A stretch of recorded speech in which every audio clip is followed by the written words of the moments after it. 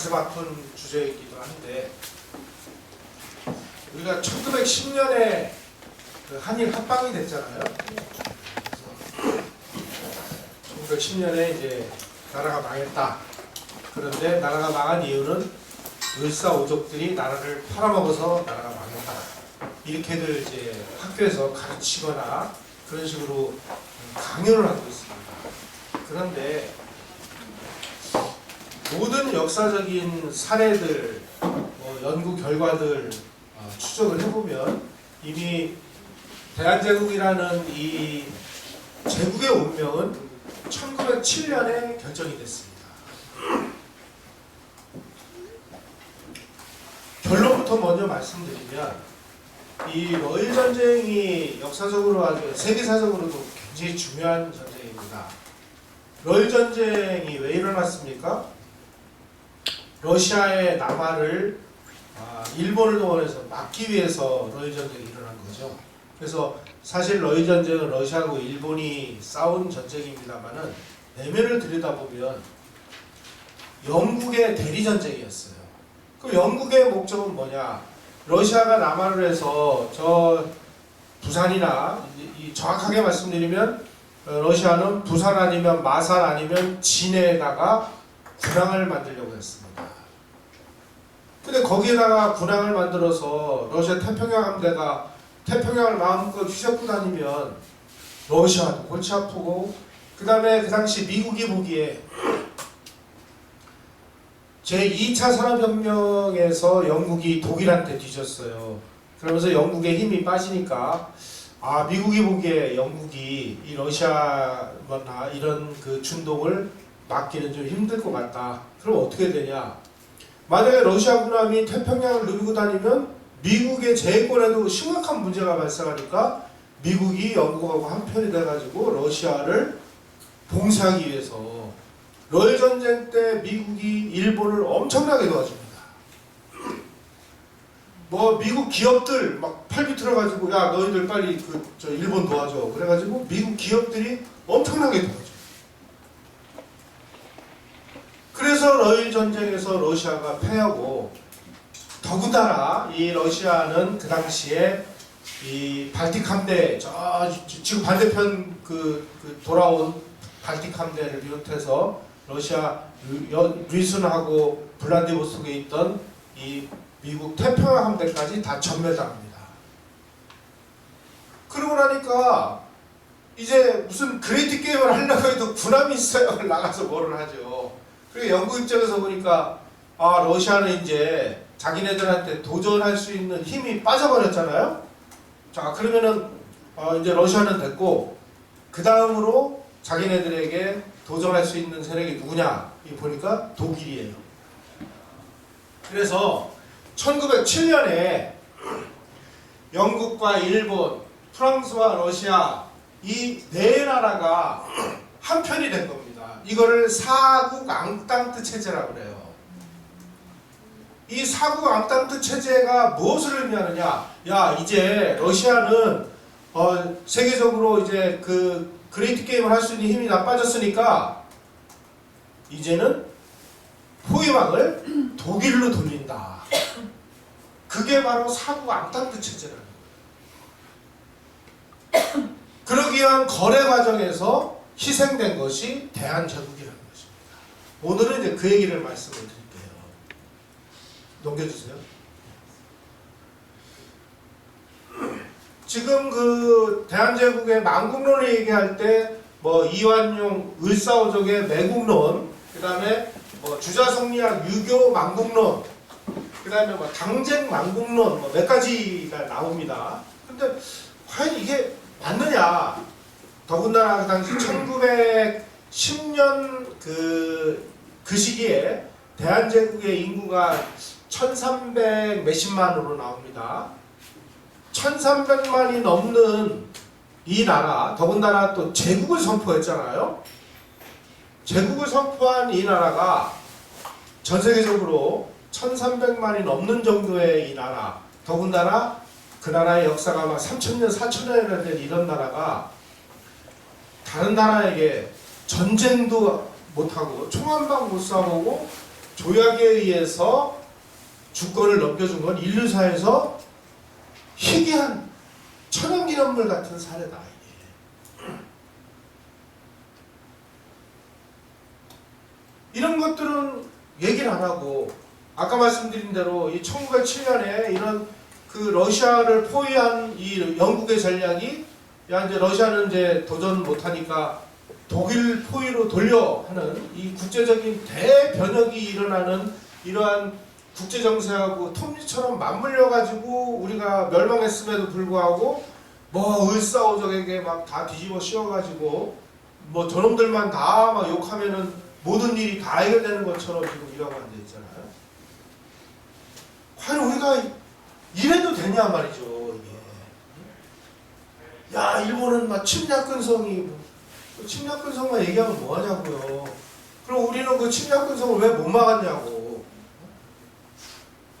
우리의 문제는 얘기를 안 하고 그냥 남에게 모든 걸 다 뒤집어 씌워가지고 저놈들이 원래 나쁜 놈들이야 뭐 그래봤자 남는 건 뭐예요? 아주 큰 허무주의 내지는 이 역사를 완전히 분식 왜곡하는 이런 결과밖에 안 남던 겁니다. 넘겨주세요. 일본은 청일전쟁에서 전쟁은 그야말로 무기를 동원한 전쟁에서는 아주 이 청나라를 압도적으로 이겼습니다. 단 한 번도 패한 적이 없어요. 그런데 외교전쟁에서 패하는 바람에 이놈의 요동반도를 이 러시아가 이거 우리 거 하고 침반하는 거를 뭣도 모르고 이거를 할양하려고 하다가 되치기를 당해가지고 삼국 간섭에 의해서 그야말로 뼈아프게 이 요동반도를 다시 반환을 하는 어떤 면에서 보면 국가적으로 정말 치욕을 당한 겁니다. 그 당시에 일본이 왜 요동반도를 탐을 냈을까요? 원래 일본은 메이지 유신을 성공시킨 파벌이 조슈 파벌과 사스마 파벌이 있는데 조슈 파벌은 육군을 장악했고 사스마 파벌은 해군을 장악했습니다. 그래서 사스마 파벌이 야 우리는 남방으로 진출해야 되니까 남방으로 진출할 때 가장 중요한 요충지가 대만이다. 그러니까 대만을 식민지로 활용을 하자. 이걸 집어넣자. 그러니까 조슈 파벌이 쥐고 있는 육군이 야 우리는 그 북방으로 진출해야 돼. 북방으로 진출하려면 이 요동반도가 제일 중요해. 그러니까 해군이 그 대만을 활용하면은 육군도 요동반도를 활용해. 가지고 뒤늦게 집어넣은 겁니다.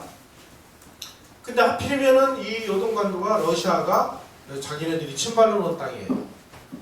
야 이게 뭐 너희들 전쟁 이겼다고 이것까지 뺏어가? 너희들 이거 한번 당해볼래? 이거 반납 안 하면 전쟁이야.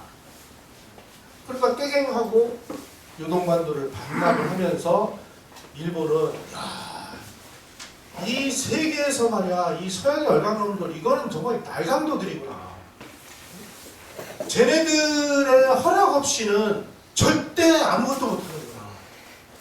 그래서 그 이후에는 그야말로 너무나 조심스럽게 특히 한반도를 병합을 하려면은 열강들의 지지와 협조와 동의 없이는 절대로 안 되는구나 하는 정말 뼈아픈 교훈을 얻은 겁니다. 그러다 보니까 그 이후에 이 한반도를 병합하는 과정에서 일본은 적어도 한 30년 정도는 걸리지 않을까 이렇게 예상을 한 겁니다. 넘겨주세요.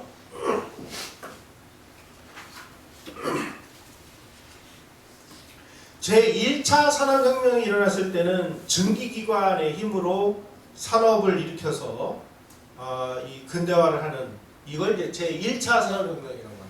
이때는 영국이 제일 먼저 증기기관, 증기철도 이런 걸 먼저 선점을 해서 영국이 가장 세계 최강국이 됐어요. 그런데 19세기부터 새로 시작된 제2차 산업혁명은 주로 전기에너지, 화학, 기계 이런 걸로 토대를 이루어가지고 제2차 산업혁명이 일어났는데 제2차 산업혁명에서 가장 발굴의 실력을 발휘한 건 독일이었습니다. 그러다 보니까 어느 나라고 우리의 힘이 막 주체할 수 없을 정도로 강해지면 해외로 그 힘을 투사를 하죠. 중국도 마찬가지죠. 우리나라도 마찬가지예요. 우리는 지금 강대국의 이 틈바구니에 우리가 껴있어서 그렇지 인구 5천만에 지금 우리가 65만 대군에 우리의 이 군사력이 이 정도의 나라가 한반도가 아니라 동북아시아가 아니라 저 중동이나 아프리카나 중남미에 만약에 한국이 이 정도의 그 위상과 국력과 경제력과 기술력과 군대를 가지고 있었다면 그 일대는 완전히 다 아작을 내버렸어요. 제가 사회 초년병 시절에 리비아 출장을 갔는데 리비아의 그 당시 동아건설, 대우건설 이런 이 건설업체들이 많이 진출해 있었습니다. 그때 그 대부분 사람들이 다 예비군들이었어요. 야, 우리가 무장만 하면 리비아를 접수할 수가 있다. 우리도요. 정말 위치가 정말 재수없는 곳에 이게 위치하고 있어서 우리가 이 모양 이 꼴로 당하고 살죠. 만약에 우리가 저 중동이나 중남미나 이런 데 있었으면 주변국 다 착살했을 거예요. 한국의 이 한국인들의 이 거친 이 심성이나 이런 걸로 가가지고 뭐 맨날 뭐 일본 사람들한테 뭐 위안부 어쩌고 저쩌고 그러는데 한국은 안 그랬겠습니까? 우리가 힘이 있으면 인간이라는 건 다 마찬가지예요. 그러니까 독일도 막 그 제2차 산업혁명으로 막 엄청나게 발전을 하니까 그 넘치는 힘을 어떻게 했어요? 야, 우리도 이제 한번 하자. 그래서 해외로 열심히 막 진출하기 위해서 군함을 미친 듯이 만들어내기 시작했습니다. 그래서 건함 경쟁이 일어나요. 그러니까 영국이 야, 이것도 이거 못하면 좋아. 거기다가 영국은 이제 러시아 견제를 하기 위해서 일본하고 동맹을 해서 영일 동맹이 맺어졌죠. 프랑스는 보불 전쟁에서 프러시아한테 아주 참혹하게 패전해가지고 막 알사스 로렌 지역 다 뺏기고 그러니까 독일한테 복수를 하기 위해서 러시아하고 동맹을 맺죠. 이게 러블 동맹이라는 겁니다. 이런 상황이 지금 닥친 거예요. 넘겨주세요. 자, 그 당시 독일의 이 황제, 독일에서는 황제를 카이저라고 그러는데 이 빌헬름 2세라고 하는 코스형을 멋있게 기른 그 빌헬름 2세가 이제부터 독일은 해외로 나가가지고 해외에서 우리 나름대로의 역할을 한다. 이걸 이제 신항로 정책이라고 그래요. 말이 좋아서 신항로 정책이지 한마디로 얘기하면 우리도 무차별로 식민지를 뺏는 전략입니다. 그래서 대양 해군을 주장하는 그 티르피츠라는 사람을 해군 장관에 임명해가지고 이제 영국과 독일이 막 건함 경쟁을 시작을 합니다. 그래서 이때 이제 막 그 무슨 뭐 드레드노트 전함 뭐 이런 게 나오는 거예요.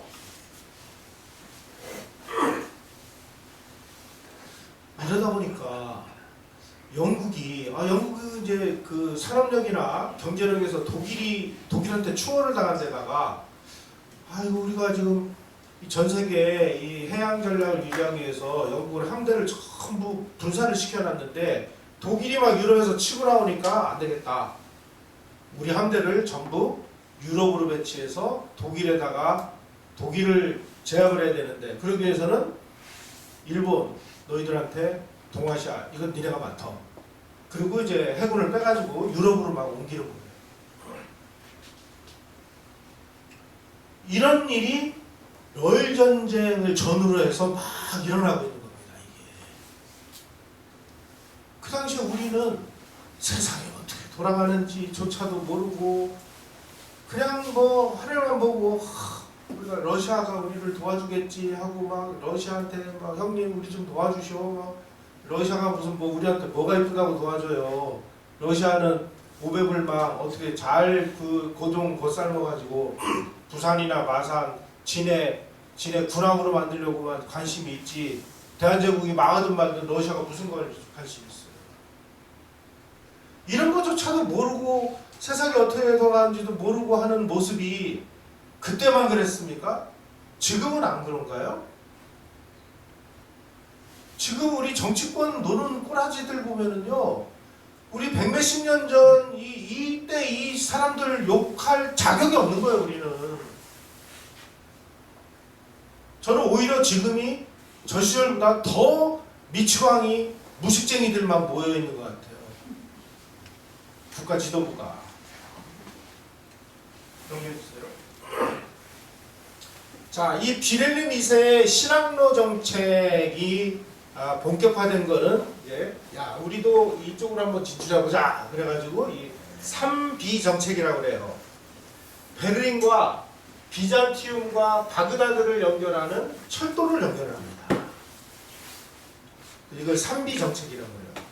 그러니까 이제 영국은 야, 이것들이 여기를 밀고 내려오려고 하는구나. 그러니까 우리는 이 선에서 이 독일을 막아야 되겠다. 그래서 이제 3C 정책이라고 그래요. 3C는 카이로, 케이프타운, 꼴카타 이런 이제 옛날 영어로 하면 캘커타 여기를 연결해서 여기로 내려오면은 너희들 그 전쟁이야. 뭐 이런 식으로 이제 얘기하는 겁니다. 그래서 결국은 이 비렐름 2세의 공격적인 세계 정책, 신학로 정책하고 영국이 독일을 그러니까 러시아가 이제 그 러일 전쟁으로 그 바다로 나올 수 있는 힘을 상실하니까 그 모든 것을 동원해 가지고 독일을 포위하는 과정에서 프랑스 끌어들여, 러시아 끌어들여, 일본 끌어들여 그러고 나면 그 다음에 뭐예요? 그게 1차 세계대전이라는 거예요. 그래서 학자들은 이 러일 전쟁이라는 이 러일 전쟁을 이 세계대전 1차 세계대전 이전에 일어난 그 세계전쟁이다 그래가지고 제0차 세계대전이다 라고까지 이렇게 그 표현하는 학자들도 있습니다. 왜냐하면 러일 전쟁이 결국은 제1차 세계대전을 일으키는 여러가지 복합적인 요인을 만들어낸 거예요. 특히 영국 입장에서 보면은 러시아가 바다로 군함을 몰고 나와서 영국의 제해권에 도전할 수 있는 능력을 상실함으로 인해서 새로운 적국을 독일로 돌렸다. 근데 문제는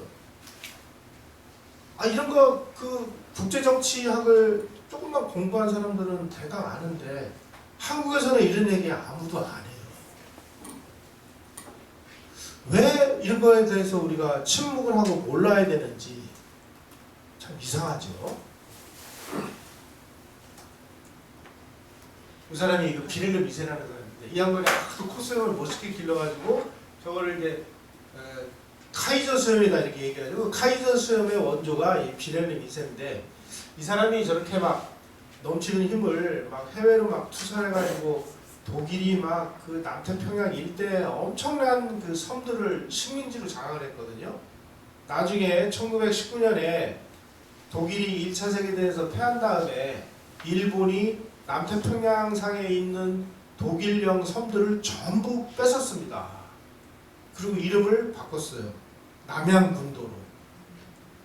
그 남양군도라는 게 뭐냐?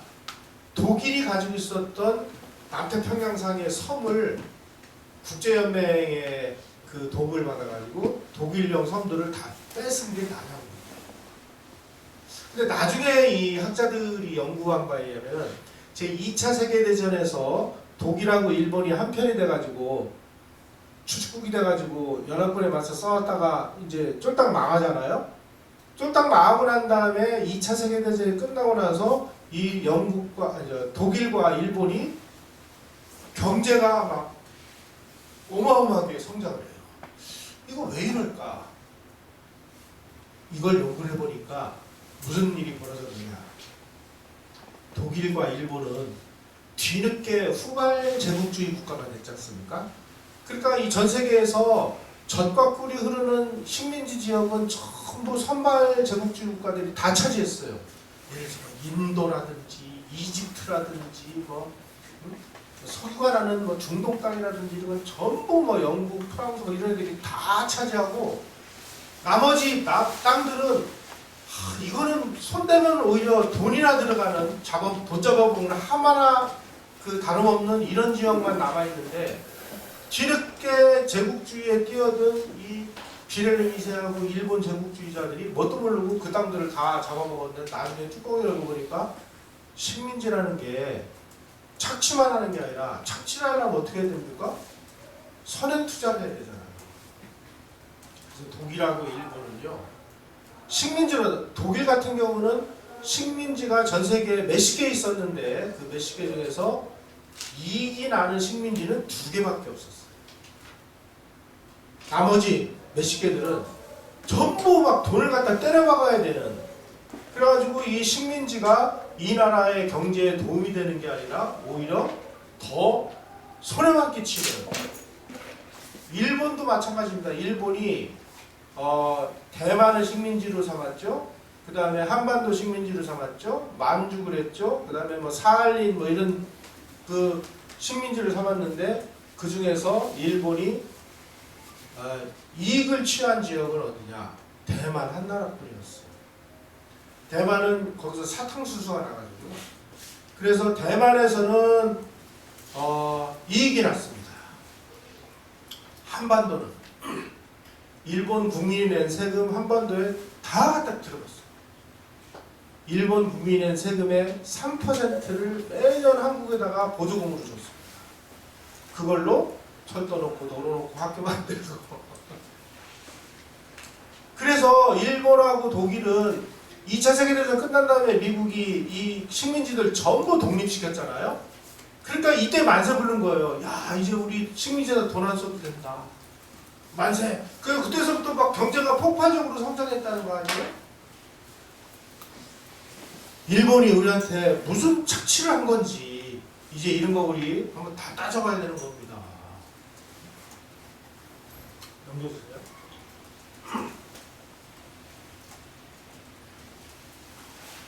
이 책이 제0차 세계대전 러일전쟁의 기원이라는 책인데 아주 굉장히 잘 쓴 책이에요.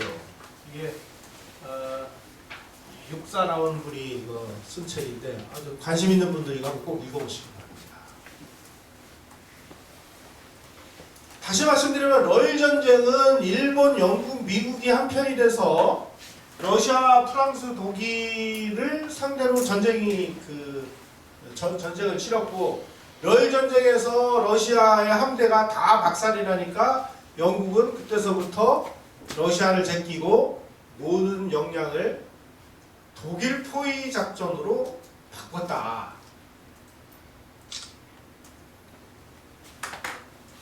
그래서 어떻게 됐느냐? 그래서 대한제국이 망했다. 결론은 그렇습니다. 어떤 면에서 좀 허무하기도 하고, 우리가 왜 그 당시에 그 고종이나 이런 사람들만 이런 걸 모르는 게 아니라 지금 우리 한국인들도 모르고 있어요. 이런 사실. 국제관계가 얼마나 이 냉혹하고 무슨 국제관계에서 무슨 선의가 있어요. 다 그 이익에 따라서 움직이는 거지. 아니 지금 한번 현재 상황을 한번 냉정하게 분석을 해보세요. 지금 아니 우리가 이렇게 수출 잘 된다고 하는데 환율은 왜 이래요? 분명히 이유가 있어요. 그거는 뭔가 이 보이지 않는 손이 한국의 환율이 저렇게 되도록 끝없이 작동하고 있는데 그 이유가 뭐냐? 우리 이거를 좀 알아야 되는 겁니다. 넘겨주십시오.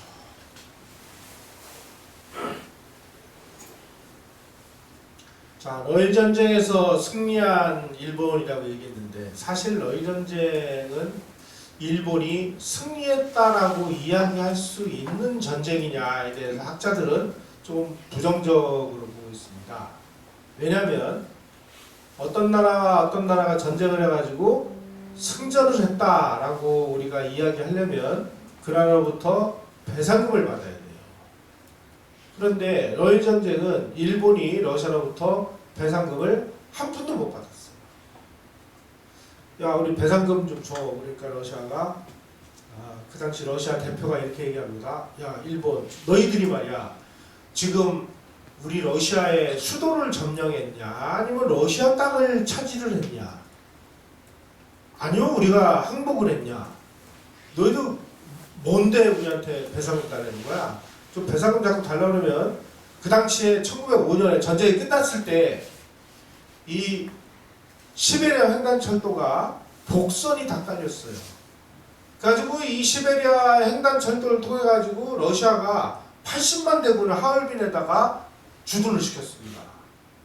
야, 우리가 지금 여러 가지로 피곤하고 말이야. 자꾸 뭐 공산주의자 이런 애들이 뭐 소유 일으키고 그래서 우리가 지금 전쟁이 좀 너무 피곤해서 안 하려고 하는 거지. 너희들 그래도 자꾸 우리한테 배상금 가네? 그럼 다시 전쟁이야. 그럼 80만 대군이 움직이면 일본은 망하는 겁니다. 이 사실을 러시아하고 이 그 포츠머스에 있는 협상 대표들 간에 비밀 정보를 주고받는 걸 미국의 정보기관이 전부 캐치를 해서 보니까 야, 이거 이대로 다시 러일 전쟁에서 전쟁이 재개가 되면 일본은 망할 수밖에 없구나. 그러면 어떡하냐? 일본이 망하면은 러시아가 태평양을 막 휘젓고 다닐 텐데 이건 막아야지. 그래가지고 이 루스벨트 대통령이 일본 대표들을 마구 설득을 해가지고 야, 너희들 빨리 전쟁 끝내. 배상금 받지 말고 끝내. 그 배상금 한 푼도 못 받은 거예요. 그 대신 너희들이 좀 뭐 그 정도 하니까 요게 그 하얼빈 저쪽으로 만주리로 해서 요게 이제 이 러시아가 저 만주 벌판을 가로지르는 시베리아 횡단철도 직선 노선을 만들었는데 하얼빈에서부터 여기 대련까지 여기 남만주 지선이라고 얘기합니다. 이 남만주 지선 여기 이거는 너희들한테 우리가 양도해줄 여유가 있어. 그런데 남만주 지선이 원래 하얼빈에서부터 시작을 해서 대련 여순항까지 있는데 일본이 넘겨준 거는 여기 장춘에서부터 장춘 바로 여기서부터입니다. 여기만 넘겨줬어요. 여기는 또 안 넘겨줬어요. 왜 안 넘겨줬느냐? 그 당시 일본군이 점령을 한 땅이 여기까지 있어요. 이거 무섭습니다, 이거. 그래서 요 이남의 요 남만주철도 지선, 이건 니네가 가져. 그래가지고 이거 하나 얻은 거 이거 하나. 그래서 이거를 나중에 일본이 인수해가지고 철도회사를 만든 게 만철이라고 하는 만주철도 주식회사라고 하는 이런 회사를 만들죠. 그래서 일본은 포츠머스 강화조약을 통해 가지고 얻은 거라고는 뭐 자기네들 그 1년치 본국정부 예산에 뭐 학자들마다 좀 다른데 어떤 학자는 1년치 예산에 7배를 전비로 썼다고 하고 어떤 학자들은 11배를 썼다고 하는데 한 7, 8배 쓴 것 같아요. 그렇게 어마어마한 돈과 또 몇십만 명 뭐 그 사상자를 내가면서 러시아하고 전쟁을 해가지고 겨우 얻은 게 이거 철도 하나 얻은 거예요.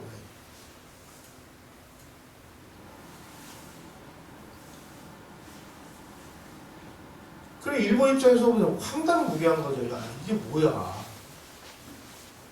하지만 이때 이 철도를 이용해가지고 러일 전쟁 때 이 일본군이 요게 경의선 철도고 요게 이제 여기가 단독, 옛날에 단독을 그전에는 안동이라고 했는데 안동에서부터 봉천, 지금으로 치면 심양 여기까지 안봉선이라는 걸 놨는데 이거는 뭐냐면은 이 군인들 그 보급을 위해서 협계철도를 임시로 놨어요.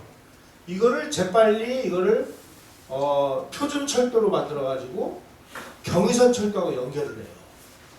그래가지고 여기다가 신의주에서부터 단동까지 철도를 놔가지고 이 경의선 경부선 철도하고 안봉선 철도를 연결해가지고 이 남만주 철도하고 연결을 시켜가지고 드디어 이제 기차 타고 만주까지 갈 수 있는 그런 길이 활짝 열립니다. 결국 러일 전쟁에서 얻은 건 없지만 만주로 진출할 수 있는 통로를 얻게 된 것이죠. 자, 이렇게 막 국제 정세가 막 정신없이 막 팽팽팽팽 돌아가고 있는 와중에 제일 바쁘게 된 건 프랑스였습니다. 아니 프랑스가 가만히 보니까 야 이게 일본이 그 당시 러시아하고 일본이 전쟁을 하면은 러시아가 압도적으로 일본을 이길 걸로 생각을 했는데 그래도 러시아하고 막 그야말로 대등하게 전쟁을 벌이고 그 다음에 포츠모스 강화조약에서 한반도의 권리도 막 어느 정도 얻고 이런 걸 보니까 프랑스가 보기에 야 일본이 이제 이 전쟁 끝나고 쟤네들이 저 군함을 몰고 와가지고 프랑스가 지금 제일 눈독을 들이고 있는 게 인도 차이나 반도 그 베트남이 있는 캄보디아가 있는 그 반도인데 야 여기 와가지고 우리 식민지 이거 하려고 하는 거 시비를 거는 건 어떡하지? 프랑스 입장에서 보면 골치 아프게 된 거예요 이거. 그래서 일본하고 야 우리 좀 협상을 좀 하자. 있잖아 우리가 응? 인도 차이나 반도 우리가 좀 먹을 테니까 일본 너는 대한제국 그거 먹어. 우리 인도 차이나 반도 손 안 대면 니네가 대한제국 그냥 꿀꺽 삼키는 거 우리가 눈 감아줄게. 그래서 비밀리에 프랑스하고 일본이 1907년 6월에 프랑스 일본 협정을 맺습니다. 그리고 말로는 이렇게 얘기해요. 일본과 기존의 세력 범위를 인정한다. 이게 참 이 외교 용어라는 거는요 참 기기묘묘하죠. 세력 범위를 인정한다. 프랑스 인도 차이나 반도는 프랑스 니네 세력 범위야. 그거 내가 인정할게. 그 다음에 프랑스 너는 대한제국은 일본의 세력 범위라는 걸 인정을 해. 이 얘기는 우리 요즘 쓰는 용어로 바꾸면 인도 차이나 반도는 프랑스가 먹고 대한제국은 일본이 먹고 이걸 이렇게 고상하게 표현하는 겁니다. 제가 이제 언론사 들어가서 선배들에게 배운 게 있어요. 외교 용어 사용법. 그래서 아마 요즘도 언론이나 이런 데서 그 보도할 때 이런 표현들을 많이 보실 수 있을 거예요. 오늘은 한국과 일본이 방위비 분담 협상을 위해서 3시간 동안 활발한 의견 교환이 있었다. 활발한 의견 교환이라는 것은 어떨 때 사용하는 용어냐? 둘이 앉아가지고 막 얘기하다가 안 되니까 막 탁자를 막 치고 막 삿대질을 하고 고함을 지르고 서로 멱살을 잡고 아구창을 한 방 날리기 직전 상황. 이거를 활발한 의견 교환이 있었다. 이게 외교 용어라는 거예요. 여러분들 외교 용어에서 보시면 안 돼요. 어떨 때 이런 용어를 쓸까 하는 걸 잘 보셔야 됩니다. 지금 우리 용어, 외교 용어는 다 그렇게 돼 있잖아요. 그래서 일본은 프랑스의 인도 차이나 지배를 인정하는 대가로 프랑스로부터 한국 지배를 승인받은 시점이 언제냐? 1907년 6월이라는 거예요. 1907년에 이미 프랑스는 일본이 대한제국 너 합병해도 나는 아무 문제 안 삼을게 양해를 구한 겁니다.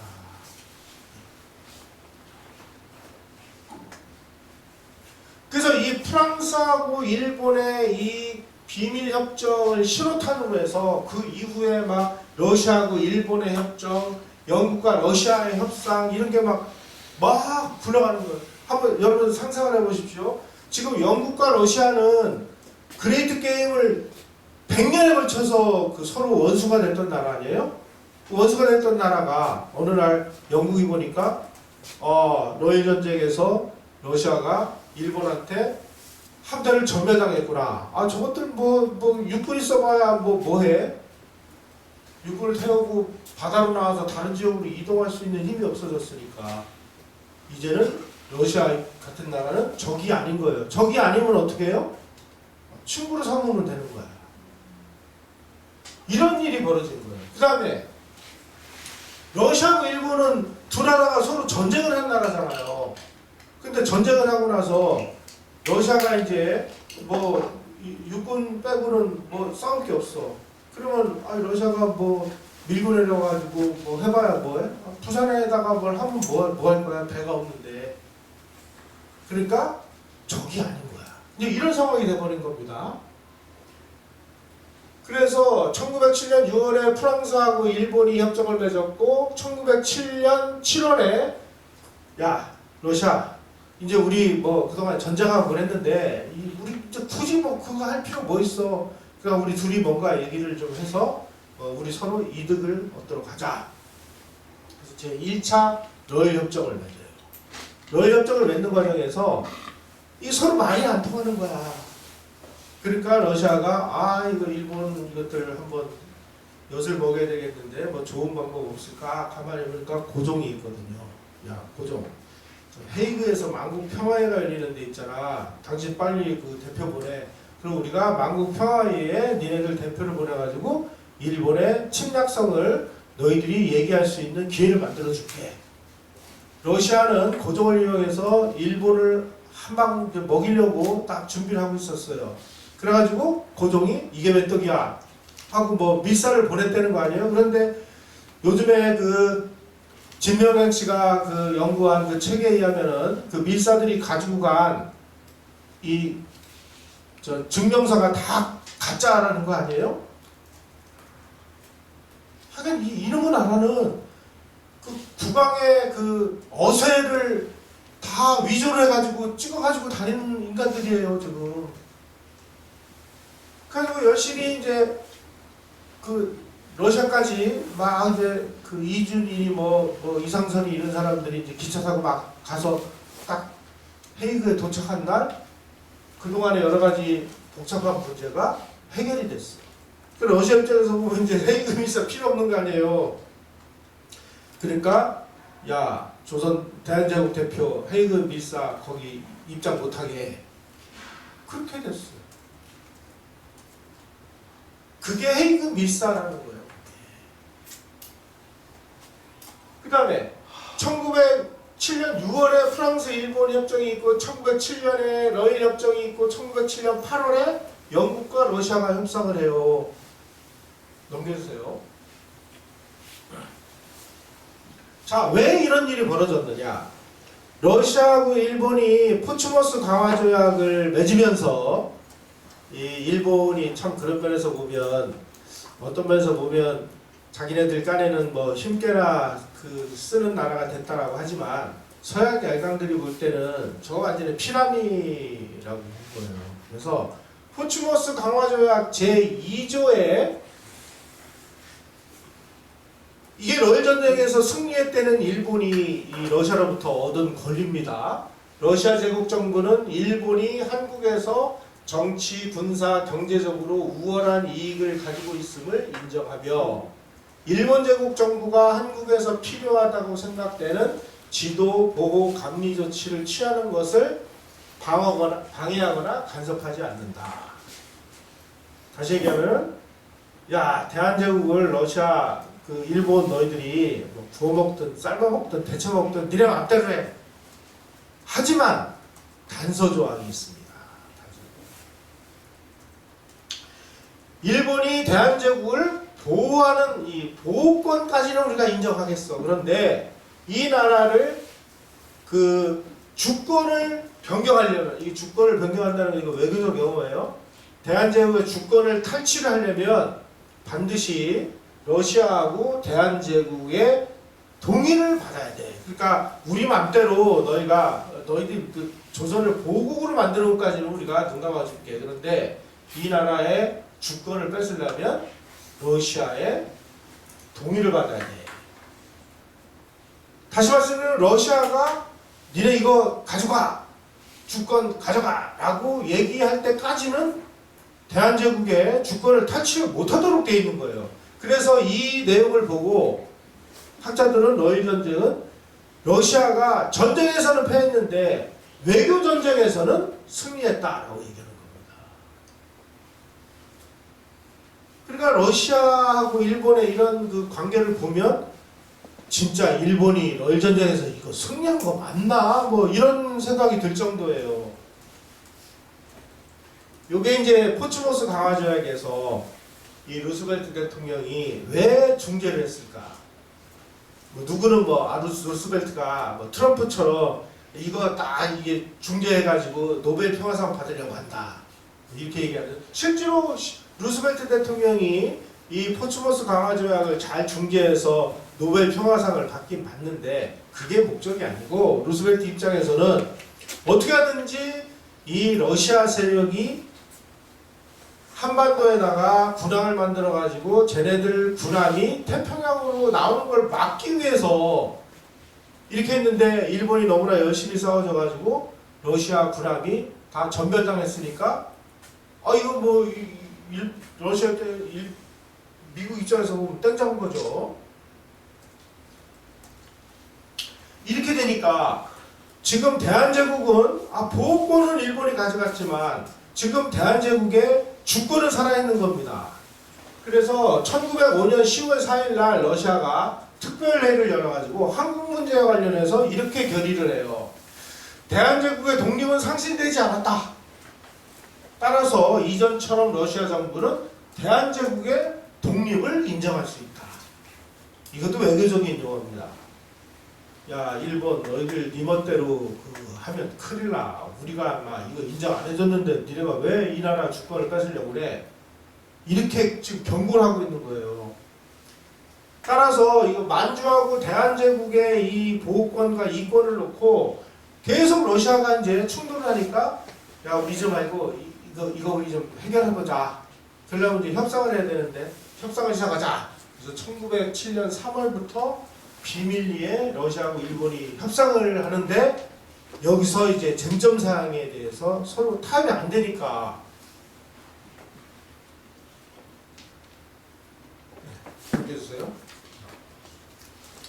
러시아가 고종에게다가 야, 너 헤이그 빨리 비싸 보내. 그래가지고 이 사람들 보냈다는 거 아니에요. 한마디로 얘기하면 고종은 러시아의 선의만 믿고 러시아가 자기네들을 도와줄 걸로 진짜로 믿고 이 사람들을 보냈어요. 그런데 이 사람들이 뭔 까닭인지 무슨 조화를 이뤘는지 저 블라디보스톡에서 헤이그까지 갔는데 2달이 걸린 거예요. 그 사이에 헤이그 밀사가 평화회의장에 도착한 그날 노일 대표가 그동안에 계속 안 풀리던 문제가 다 풀려가지고 극적으로 타결이 됐어요. 그러니까 이 사람들은 필요가 없는 거잖아요. 그러니까 그 당시 고종은 재빨리 헤이그에 나가 있는 러시아 대표단에게 야, 조선 대표 헤이그 국제평화회장에 입장 못하게 막은 거예요. 그리고 재빨리 일본에다가 야, 지금 고종이 밀사를 지금 헤이그에 보냈거든. 나중에 알고 보니까 일본은 대한제국 내에 있는 모든 그 간첩망을 통해 가지고 고종이 헤이그에다가 밀사를 보낸 사실 이런 것까지를 다 알고 있었어요. 소위 말하는 포위망을 쳐놓고 거기에 고기가 걸려들 때까지 기다리고 있었던 거죠. 거기에 덜컥 걸려든 게 헤이그 밀사 사건이에요. 그래서 어떻게 해요? 일본이 고종을 해임시켜버리죠. 이게 헤이그 밀사의 진실이라는 거예요. 근데 우리는 막 헤이그에 보내가지고 이 사람들이 막 뭘 어떻게 독립을 외치려고 했느니 뭐니 뭐 우리 이래도 되는 겁니까 이거? 진짜 저는 이런 걸 보면은요, 야, 이런 걸 알고 있는 일본 사람들이 볼 때 한국인들은 저들 뭐야? 나 정말 다시 부끄러워가지고 우리 언제까지 이래야 되는 거예요? 그리고 헤이그 밀사가 뭐 처음에는 뭐 이준 열사가 뭐 배를 갈랐대더라, 뭐 창자를 꺼내서 던졌대더라, 뭐 나중에 헤이그 신문 보도에 의하면은 이준 열사가 무슨 상처에 종기가 나가지고 거기가 감염이 돼가지고 죽었어요. 이거를 막 뭐 이준 열사가 뭐 분사를 했느니 무슨 할복을 했느니 전부 사기쳐가지고 대한메일 신보라고 하는 그 영국계 건달 패거리인 베델이라는 이런 얘기 써서 미안합니다. 사기꾼이거든요, 그거. 그런 인간이 대한메일 신보를 만들어가지고 고종으로부터 계속 비자금 받아가지고 고종이 써달라는 대로 청부 가짜 기사를 계속 양산한 게 대한메일 신보예요. 이런 걸 무슨 뭐 애국신문이라고 지금 이러고 앉아 있으니 이거 어떡하면 좋아요?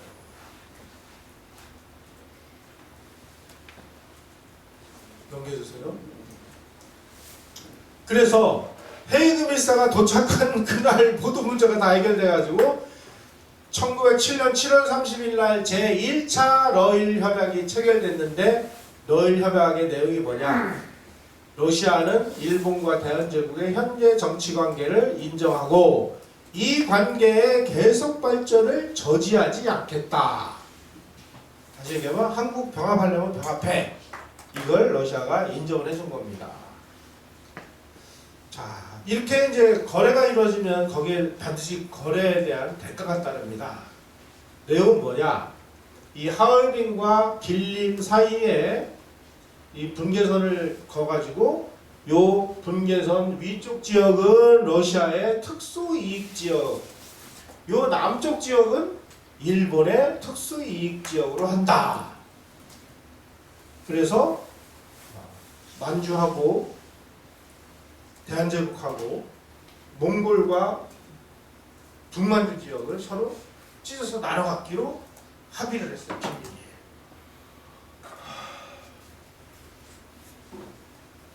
이렇게 돼서 전쟁을 했던 러시아하고 일본이 이제는 서로 짝짝꿍이 됐어요. 이게 국제관계라는 겁니다.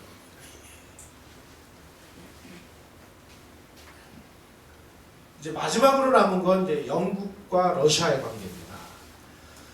1815년에 이 그 프랑스의 그 나폴레옹이 엘바섬에서 탈출해가지고 워털루 전투에서 마지막으로 이제 전투를 벌이다가 영국, 러시아 연합군에게 패해가지고 이 프랑스가 이제 몰락을 하고, 그 이후에 영국과 러시아가 서로 이제 이 세계의 패권을 놓고 영국은 패권국, 러시아는 패권 도전국의 이 그 지위를 가지고 거의 1세기 가량 챙패를 벌였습니다.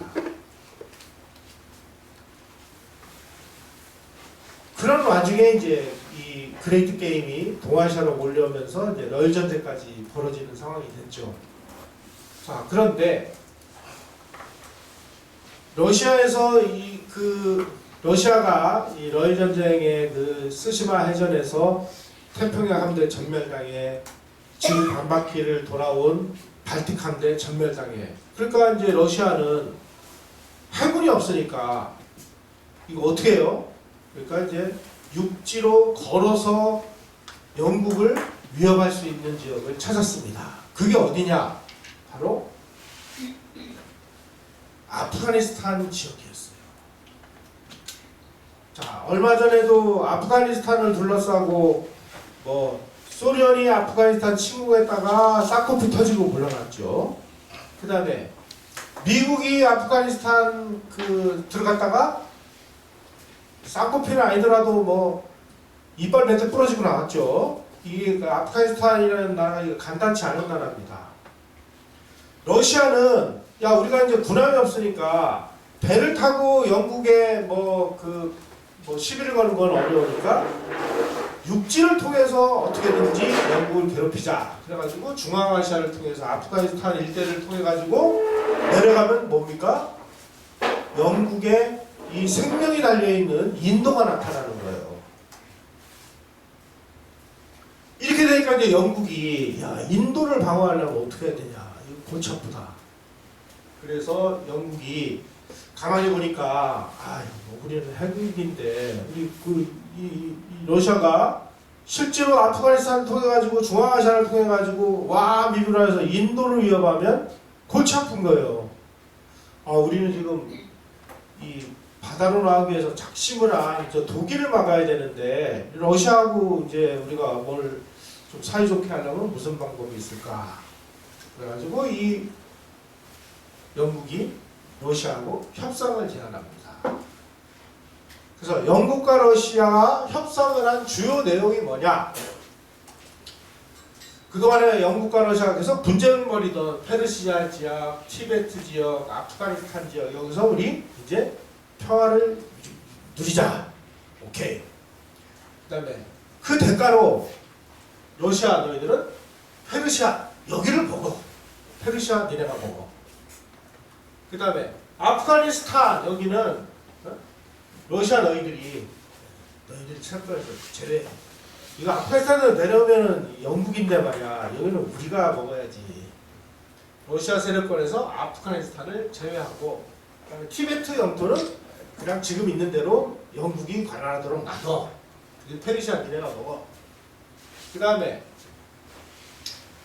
러시아 너희들 말이야. 우리가 눈 감아줄 테니까 발칸반도로 내려가. 그래서 발칸반도로 막 이제 위협이 내려가는 거예요.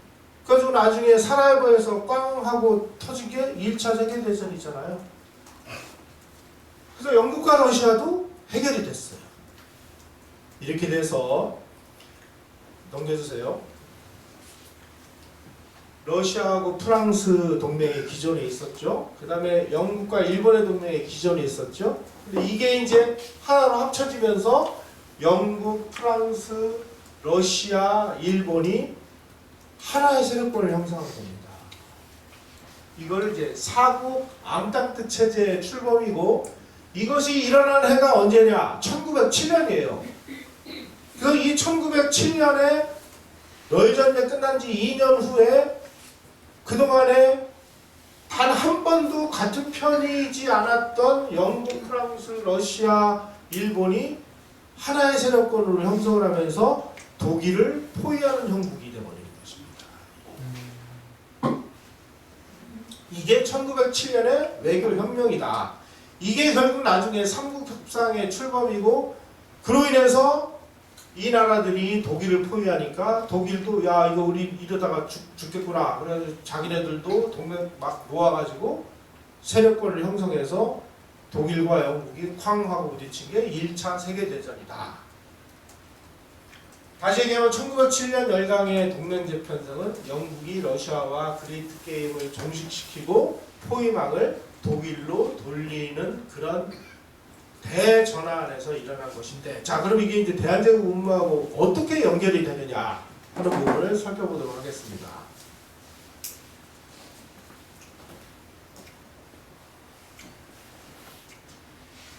자, 4개국 그 앙탄트 체제가 만들어지면서 여기에서 소외된 나라가 있어요.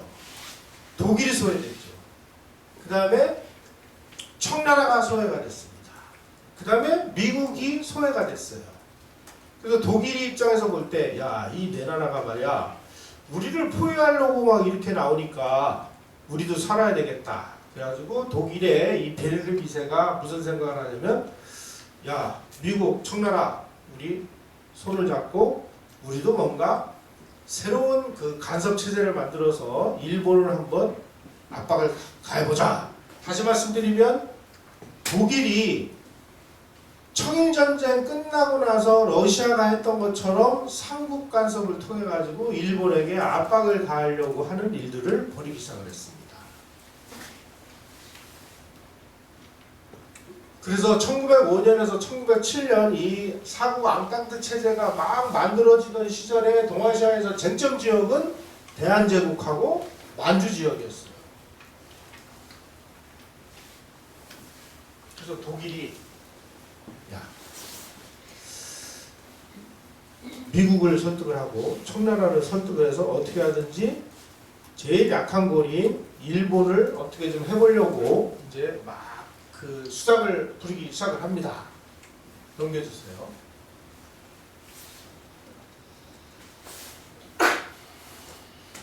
만약에 이 비렐름 2세가 그 구상을 한 이 미국과 독일과 청나라 삼국 동맹이 성공을 했다면 이건 굉장히 좀 복잡한 문제가 벌어지는데, 이 복잡한 문제가 벌어지는 과정을 가만히 지켜본 일본이나 이런 나라들이 나름대로 이제 새로운 대안을 만들기 시작합니다. 그래서요, 정말 재미있고 흥미진진한 내용이긴 한데 1910년에 일본이 대한제국을 합병을 했을 때 지금 제가 말씀드린 프랑스, 러시아, 그 다음에 영국, 그 다음에 미국 이런 나라들은 일제히 일본을 응원해주고 대한제국 잘 먹었어 이렇게 하는데 끝까지 우리는 너희들의 이 대한제국의 주권 침해를 우리는 인정 못해 하고 끝까지 반대한 나라는 독일입니다. 이런 얘기 들어보셨어요? 근데 정말 그 기가 막히고 웃기는 얘기가 그 당시에 이 고종은 독일이 이런 그 자기네들에게 유리한 그 스탠스를 취한다는 사실을 알고 고종의 비자금을 상해에 있는 독일계 은행에다가 다시 옵니다. 그게 덕화은행이라는 것입니다. 만약에 고종이 그런 움직임을 하는 걸 알면 지금 그 우리가 한미동맹을 이루고 있는데 이 한미동맹을 깨고 중국하고 비밀리에 뭔가 무슨 거래를 하고 있다 하는 걸 알면 미국이 한국을 그냥 놔둘까요? 그 당시에 일본은 고종이 그 해외에다 밀사 보낼 때 저놈들이 돈을 얼마 줘서 보냈는지까지를 다 파악하고 앉아 있었는데 고종이 그 독일계 은행에다가 비자금 집어넣은 거 다 모르고 있었을까요? 그래서 나중에 이또 히로부미가 고종 비자금을 전부 동결해가지고 다 없애버립니다. 이거 뭐예요? 기가 막히죠. 그래서 이 무렵에 조선에 와서 활동을 하는 독일 의사가 있어요. 분쉬라고 하는. 왜 독일 의사가 와가지고 고종에 시위를 했을까? 저는 그게 궁금했는데 이때 이 독일이 취한 이 스탠스를 보니까 이해가 가요. 그 뭐 최종고 교수나 이런 분이 쓴 한독 수교 백년사 이런 책 보면 이런 얘기죠. 나옵니다. 넘겨주세요. 자, 이렇게 해서 지금 미국하고 독일하고 청나라는 완전히 이제 왕따가 됐어요. 그래서 자칫 잘못하면 이 일로 인해서 미국하고 일본이 전쟁을 할지도 모르는 상황이 됐습니다. 왜냐하면 미국도 만주에 엄청난 관심을 가지고 이제 왜 만주에 관심을 가지냐면은 이 미국이 서부 개척을 해가지고 막 그 서부를 전부 개척을 해가지고 LA, 샌프란시스코까지 왔는데 여기서 미국의 그 발걸음이 끝난 게 아니라 우리는 말 대신 배를 타고 중국으로 진출해야 되겠다. 중국으로 진출하는 관문이 만주다.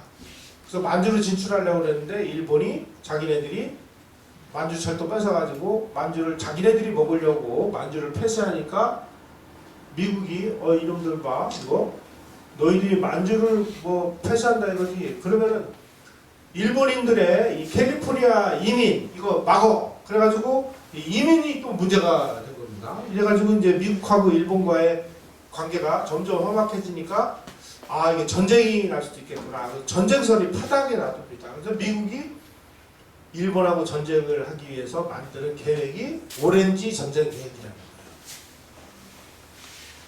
이것도 번역이 돼서 나왔습니다. 관심 있는 분은 이 오렌지 전쟁 계획을 한번 보세요. 이미 태평양 전쟁이 일어나기 한 40년쯤 전에 전부 미국하고 일본이 태평양을 사이에 두고 전쟁을 벌일 수도 있다. 그러면 어떻게 싸울 건가? 이런 게 여기에 다 들어있습니다. 그래서 시오도어 루스벨트 미국 대통령이 러시아를 막아주는 일본을 위해서 러일 전쟁 때는 열심히 일본을 도와줬는데 전쟁 끝나고 나니까 일본이 만주를 지네 걸로 먹으려고 하니까 미국이 이번에는 일본하고 적이 될 수도 있는 상황이 된 거예요. 그래가지고 미국이 일본을 겁주기 위해서 전함 28척을 동원해요. 이걸 이제 그 대백색 함대라고 그래요. 그레이트 파이트 플리트라고 해서 1907년 12월부터 1909년 2월까지 미국 전함 28척을 동원해가지고 일본에게 무력 시위한 거죠. 그래서 미국의 대백색 함대가 출항할 무렵에 미국이 일본하고 전쟁을 위해서 함대를 부상시켰다. 뭐 이런 소문이 막 나돌았어. 왜 백색 함대냐? 미국 희한하게 이때 그 일본한테 겁을 주기 위해서 이 배 그 현측을 전부 하얀 페인트를 칠해가지고 그래서 백색 함대라고 이렇게 얘기를 합니다. 넘겨주세요. 그래서 야 일본이 이거 그 독일하고 미국과 청나라가 한편이 돼가지고 만주판 삼국 간섭이 일어나면 정말 일본이 또 청일전쟁 이후에 삼국 간섭처럼 또 치명적인 그 이 압력을 받을 걸 우려해가지고 미국을 어떻게 하든지 굴감자 그래가지고 비밀협정을 시작을 해가지고 1908년 11월 30일 날 그 유명한 루트 다카이라 협정이라는 것을 체결합니다. 그래서 미국을 독일, 미국, 청나라 이 삼국 연합 체제에서 미국을 탈퇴시키는 데 성공을 했어요. 그래가지고 간신히 이 전쟁을 막았습니다. 원래 제목은 태평양 방면에 관한 미일 교환 공문이라는 내용인데 1908년 11월 시점에 미국과 일본의 영토를 공식으로 인정하고 청나라의 독립을 인정하고 영토를 보존하고 자유무역과 상업의 기회를 균등하게 한다. 다시 얘기하면 만주를 일본이 혼자서 홀라당 안 먹을 테니까 걱정 마시오 라고 약속을 해준 겁니다. 이게. 그 대신 미국이 하와이를 병합하는 거 미국이 눈 감아준다. 아니 일본이 눈 감아준다. 그 대신 그리고 필리핀에 대한 관리권도 미국이 가져가라. 그 대신 미국은 일본이 대한제국을 잡아먹는 것을 오케이 하겠다. 루트 다카이라 협정으로 결국 하와이 필리핀하고 대한제국을 맞바꾼 거죠. 우리가 뭐 흔히 탭투 가스라 협정 얘기를 하는데 사실 미국 학자들은 탭투 가스라 협정 자체가 존재하지 않았다라고 얘기를 해요. 제가 이거 칼럼도 쓰고 그랬습니다만 근데 우리는 전부 탭투 가스라 협정에 의해서 미국이 일본에게 대한제국을 넘겼다고 하는데 그게 아니고요. 루트 다카이라 협정에 의해서 넘겼다라고 하면 이거 맞는 얘기예요. 근데 탭투 가스라 협정은 협정을 맺은 적도 없어요. 어쨌든지 간에 이 루트 다카이라 협정을 통해 가지고 일본이 대한제국을 통곡하는 걸 미국으로부터 정식으로 이제 양해를 받은 거죠. 이 루트 다카이라 협정 덕분에 독일이 주도하는 이 삼국 동맹을 깨부쉈다는 데서 일본은 안도의 한심을 내셨습니다. 넘겨주세요. 자, 이렇게 그 아슬아슬하게 이제 미국하고의 전쟁을 피하고 삼국 간섭 체제에서 미국을 이탈시키는 데는 성공을 했는데 일본이 보기에 야 이거 이러다가 자칫 잘못하면 우리가 보호권을 만들어 놓은 대한제국마저 이거 잃어버릴 수도 있겠구나. 그러면 어떻게 되냐? 빨리 뭔가를 서둘러야 되겠다. 그래서 청나라하고 이제 삼국 간섭 중에 미국은 루트 다카이라 협정으로 일본이 그 미국을 탈락시키는데 성공을 했고 이번에 이제 독일하고 청나라만 남았는데 청나라에다가 뭔가 떡을 줘야 되잖아요. 그래서 시작을 한 게 간도협정이라는 것입니다. 자, 간도협정의 핵심 내용은 뭐냐? 여기에 이 백두산이 있어요. 여기에 이제 무슨 토문강이라는 게 있습니다. 요게 두만강이에요. 그런데 우리 대한제국 쪽에서 주장하는 건 뭐냐면은 거기에 있는 그 토문강은 바로 이거다. 따라서 여기에 있는 이 간도 땅, 이 간도 땅은 대한제국 땅이다라고 주장을 해왔어요. 그런데 일본이 청나라하고 이 간도 협상을 하면서 토문강이 이게 아니라 두만강이야. 일본이 이거를 두만강으로 인정을 해줌으로 인해서 대한제국이 주장을 해왔던 이 숭화강 이쪽에 현재 그 간도에 속하는 이 땅을 청나라한테 넘겨줘 버렸습니다. 왜? 독일이 주도하는 삼국 간섭을 와해시키기 위해서.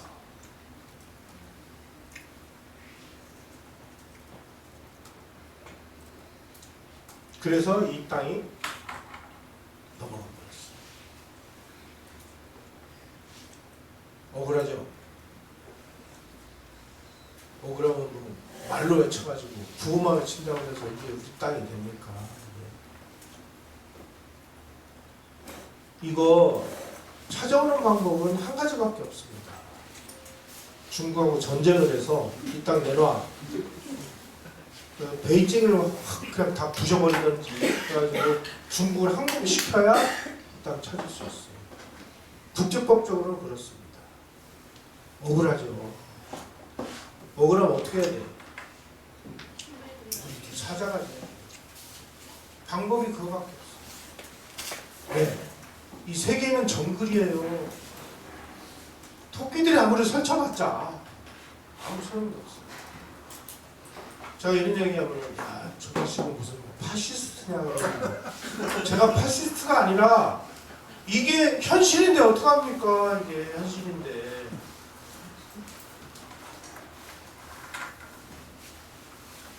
넘겨주세요. 자, 이런 식으로 이제 영국, 프랑스, 뭐 러시아는 이미 다 이제 거래가 끝났고, 미국도 루트 다카이라 협정으로 거래를 끝냈고, 청나라도 간도 협약으로 거래를 끝냈고, 마지막으로 남은 나라는 뭐예요? 독일. 독일하고는 얘기가 안 돼. 그래서 독일이 한일 합방을 끝까지 반대를 해요. 이거 참 재밌죠? 자, 이렇게 여러 가지 안전장치를 마련한 후에 1909년 3월 말에 고무라 주타로 외상이 가스라도로 총리에게 자, 이제 한일 병합을 할 수 있는 여건이 만들어져 있습니다. 그런데 이 한일 합병을 가장 반대하는 사람이 조선통감 이토 히로부미입니다. 그래. 야, 이토 히로부미 불러. 그래가지고 1909년 4월 10일 날 가스라다로 외상과 가스라다로 총리하고 고무라 주타로 외상이 이토 히로부미 통감을 불러서 선배님이 그 한국 병합을 반대하는 건 우리가 다 알고 있는데 이제 우리 모든 준비가 다 끝났고 우리 군부에서도 빨리 한일 병합을 해야 되고 그러니 반대하지 말아 주십시오. 그러니까 이토 히로부미도 안 되겠다. 그래서 이토 히로부미가 결국은 이 압력에 못 이겨서 한일 합방에 찬성한 게 1909년 4월 10일이에요. 그 이전까지는 이토 히로부미는 어느 누구보다도 강력하게 일본이 한국을 병합해서는 안 된다고 주장했던 사람입니다. 왜 안 된다고 주장했느냐? 이토 히로부미가 한국을 좋아해서 그런가요? 아닙니다.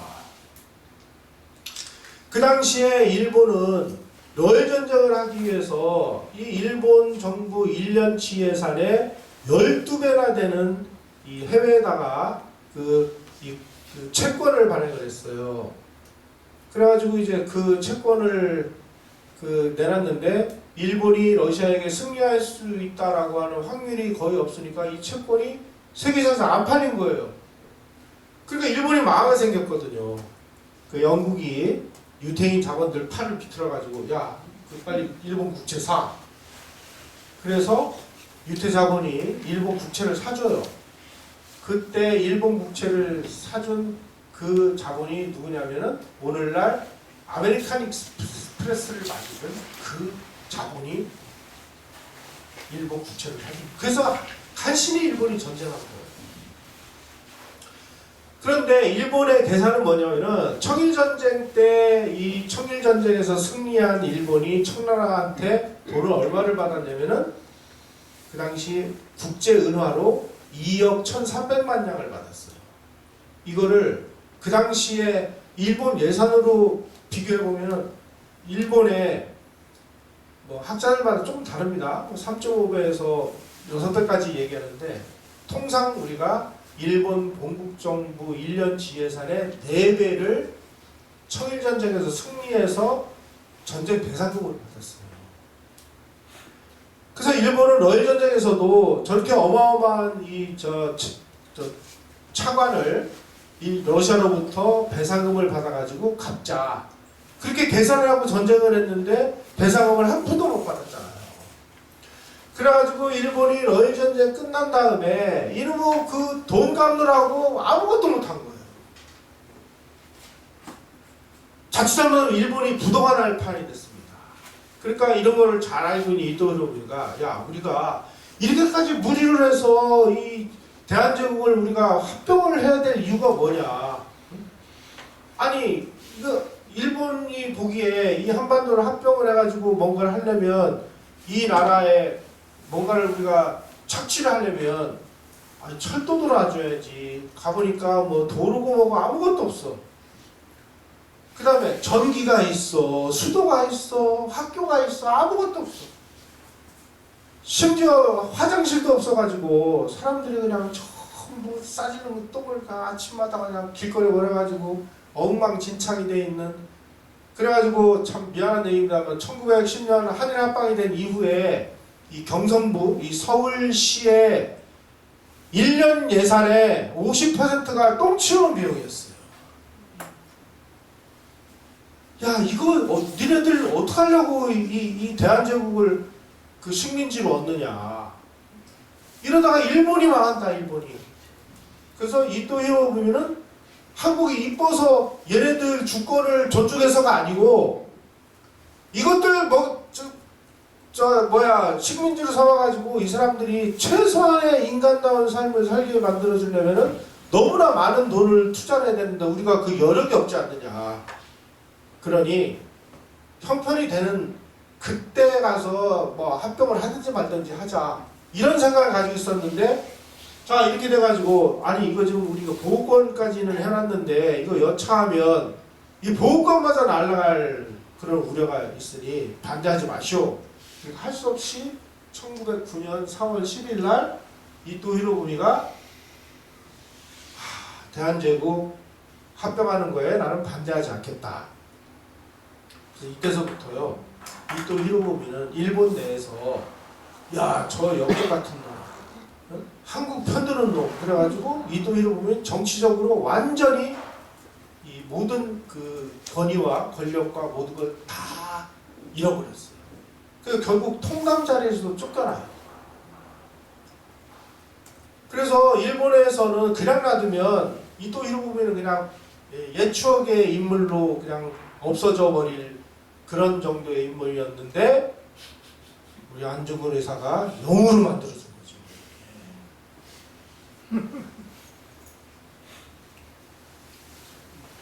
그래서 이토 히로부미를 이제 설득을 한 다음에 7월 6일 날 일본에 가기를 열어가지고 한일 병합을 하기로 결정을 했는데 여기서 이제 아주 흥미진진한 일이 벌어집니다. 자 이제 한일 병합을 하긴 하는데 시기는 언제가 될지 모르겠다. 시기는 이러한 병합을 해도 아무 국제적으로 문제가 일어나지 않는 그런 시기일 때 우리가 병합을 하자. 그런데 그 시기가 언제냐? 국제관계로 볼 때 대한제국을 병합하는 데는 오랜 시간이 걸릴 것 같다. 오랜 시간이 언제냐? 최소 20년은 걸릴 것 같다.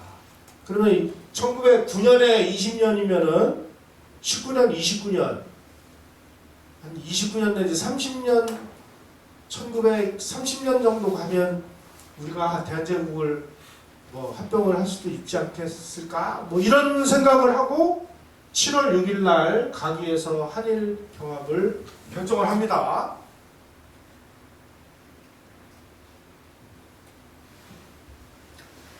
그리고 나서 1909년 7월 12일 날 기후각서라는 것을 체결합니다. 그리고 대한제국의 사법권하고 그다음에 감옥 3호를 일본에 미루고요. 이걸 가지고 막 이 침략 근성의 막 그 나쁜 일본 놈들이 대한제국의 사법권을 가져가고 감옥 3호까지 가져가서 뭐 우리 독립운동가들 탄압하려고 했다. 그게 아니고요. 여러분들 우리가 맨날 우리는 우리 입장에서만 우리 상황을 봐요. 이런 거야. 막 거울 앞에 놓고 나는 왜 이렇게 잘생겼지? 막 이런 거랑 똑같아. 잘생겼다는 거는 뭔가 이렇게 비교를 하고 그래봐야 잘생겼는지 못생겼는지를 알잖아요. 사법권을 가져간 거는 왜 그랬을까? 예를 들면 서양 열강들이 저 후진국이나 이런 나라들하고 불평등 조약을 맺을 때 제일 먼저 하는 게 뭐예요? 영사재판권을 가져가죠. 영사재판권을 왜 가져가요? 예를 들어서 영국 사람이 조선에 와서 뭔 일을 하다가 강도질을 했어요. 그러면은 대한제국 법에 의해서 이 사람을 처벌하는 게 아니라 영국 법에 의해서 처벌을 하고, 또 그 사람은 만약에 무슨 못된 짓을 했다 그러면은 대한제국 감옥에 들어가는 게 아니라 영국 감옥에 들어가게 돼 있어요. 그거 왜 그러냐? 아니 이놈의 동양 나라들은 보니까 무슨 법이 엉망진창이야. 그리고 감옥을 보니까 이게 감옥이 아니라 지옥이야. 이런 얘기해서 미안합니다만 1909년 무렵에요. 대한제국의 감옥이 남자 여자 구분을 안 했어요. 한 감옥에 같이 가뒀어. 그럼 거기서 무슨 일이 벌어질 것 같아요? 그 다음에 난방이 됩니까? 뭐가 됩니까? 아무것도 안 돼요. 1905년에 그 스웨덴 기자 아손 그랩스트라는 사람이 러일 전쟁 취재를 했다가 러일 전쟁이 끝나서 대한제국을 취재해가지고 쓴 꼬레아라는 책이 있습니다. 여기 보니까 이승만 대통령이 수감돼 있던 한성 감옥에서 교수형을 처한다. 그래서 자기가 이제 이 조선에서는 교수형을 어떻게 처하나를 보기 위해서 한성 감옥에 가서 교수형을 처하는 것을 자기 책에 기록을 해놨는데, 교수형이 그냥 목 매달아가지고 죽이는 이런 건 줄 알았는데 거기 보니까 대한제국의 교수형은 달라요. 일단 팔을 이렇게 뒤로 묶어요. 그래서 여기다가 막대기를 집어넣어서 우두둑 해가지고 여기를 부러뜨립니다. 그 다음에 여기다가 막대기를 집어넣어서 우두둑 해서 여기도 부러뜨려요. 그 다음에 다리를 묶어서 양쪽 다리를 다 부러뜨려요. 그 다음에 죄수의 목에다가 밧줄을 걸어가지고 질질질 끌고 가서 죽을 때까지 끌고 다니는 게 교수형이에요. 만약에 영국의 이 사람이 조선에 와서 무슨 짓을 저질렀는데 대한제국 법에 의해서 교수형을 처했다. 자, 영국 사람이 그렇게 교수형을 당했다라는 게 알려지면은 그냥 놔두겠습니까? 안 되겠다. 이거 그냥 놔두면 큰일 나겠구나.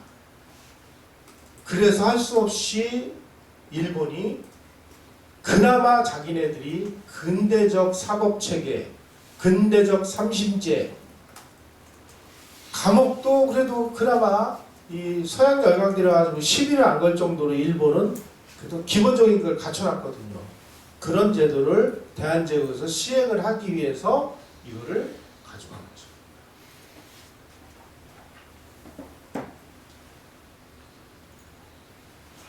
읽어보면 우리가 알고 있는 사실과 역사적으로 진짜 사실이 너무 많이 달라요. 그러니까 우리는 지금까지 일본은 그냥 침략자, 원흉, 나쁜 놈, 제국주의자, 외로움, 쪽발이 이러다 보니까 막 적개심을 부추기기 위해서 이런 일을 벌이고 있는데, 진짜 일본이 그렇게 나쁜 존재들이냐? 이런데 잠깐 토착 외우가 됐습니다. 그렇습니다. 그리고 아까 말씀드린 안봉선, 이게 협계로 나 있던 것을 표준계로 개축을 하고 그 다음에 여기를 철도로 연결해 가지고 만주로 진출할 수 있는 길을 열고, 이게 이제 다 대한제국을 병합하기 위한 나름의 준비죠. 넘겨주세요. 자, 이런 일이 벌어지고 있을 때 저 만주하고 연해주에 있었던 한국의 이 민족 독립운동가들은 야, 러시아가 일본에게 전쟁에서 패했으니까 제2차 러일 전쟁이 일어날 것이다. 그때 제2차 러일 전쟁이나 아니면은 일본하고 미국이 전쟁을 벌이거나, 그러니까 이 한국에 있는 그 독립운동가들은 러일 협정으로 인해서 무슨 거래가 있었는지 이런 걸 전혀 모르는 겁니다. 그 다음에 루트 다카이나 협정에 의해서 무슨 교환이 있었는지조차도 모르는 거예요. 이럴 때 우리가 의병을 일으켜서 러시아 편을 들거나 미국 편을 들어가지고 일본하고 싸우자. 그렇게 싸우기 위해서 만주로 건너간 사람이 안중근이라는 사람이에요.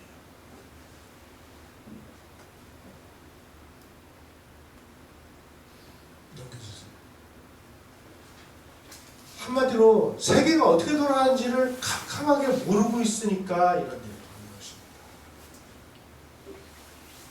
그래서 러시아 영토를 간 이 한국인들이 일본과 싸우기 위해서 우리가 러시아를 도와서 일본하고 싸울 테니까 우리 좀 도와주시오. 그러니까 이미 러시아는 러일 협정을 통해가지고 이미 다 교환하고 거래가 끝났는데 이 철부지 들어가가지고 도와달라 그러니까 이거 어떻게 하면 좋아. 다 내쫓아버립니다.